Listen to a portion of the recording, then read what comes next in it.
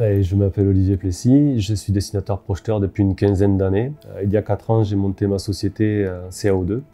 Maintenant, je suis un dessinateur-projeteur indépendant et je me déplace chez mes clients pour renforcer leurs équipes. Le 2 octobre 2020, la vallée de la Roya a été frappée par la tempête Alex, qui a occasionné de nombreux dégâts. Des habitations et des ponts ont été endommagés ou détruits et on dénombre plus de 80 brèches, c'est-à-dire des morceaux de route qui ont littéralement été arrachés, interdisant l'accès à toute une partie de la vallée. Pour rétablir les communications, le département des Alpes-Maritimes a mandaté 5 entreprises locales des travaux publics, donc Tama, la Cyrolaise, TP Spada, Garelli et Razelbeck, afin d'unir leurs forces et leurs moyens pour reconstruire les communications. Ce projet a été baptisé les travaux d'urgence de la Roya.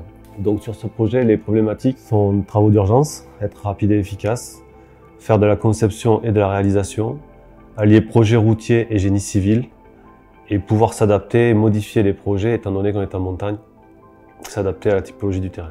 On a choisi Autopiste sur ce projet car il s'agit de reconstruire des routes, ce qui est son cœur de métier, des axes routiers, des profils en long, des profils en travers, des déverses, suivant les normes établies. Parce qu'il est capable d'utiliser différentes données d'entrée, des nuages de points issus de passages lidar, de scans 3D, de drones ou de levées classiques pour les implantations. Parce qu'on peut utiliser des profils en travers type, c'est-à-dire une solution technique qu'on applique sur toute la brèche. Et ensuite les petits plus classiques, tout ce qui est habillage automatique, des profils en travers ou des vues en plan, les cubatures et les visualisations 3D. La principale évolution des profils type expert, c'est de pouvoir créer des paramètres, des règles ou des conditions qui permettent d'adapter le profil déjà construit au gré de l'utilisateur.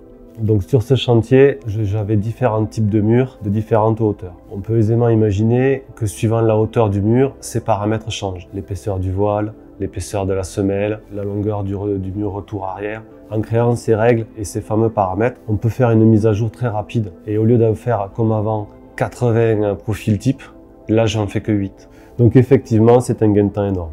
Cette nouvelle fonction est très adaptable et très personnalisable. Elle m'a même permis de faire des travaux maritimes, de créer des digues, ce qui n'est pas du tout le cœur de métier d'Autopiste. L'autre avantage de Covadis et d'Autopiste, c'est qu'on peut facilement importer et exporter en fichier IMX et IFC, qui sont les formats universels du BIM. Donc on peut enrichir une maquette ou en importer les données. Donc effectivement, ça facilite la collaboration avec les autres corps d'État. Personnellement, je fais beaucoup d'exports vers InfraWorks pour faire des supports visuels. C'est un outil pédagogique puissant qui permet de faire comprendre au plus grand nombre une explication technique.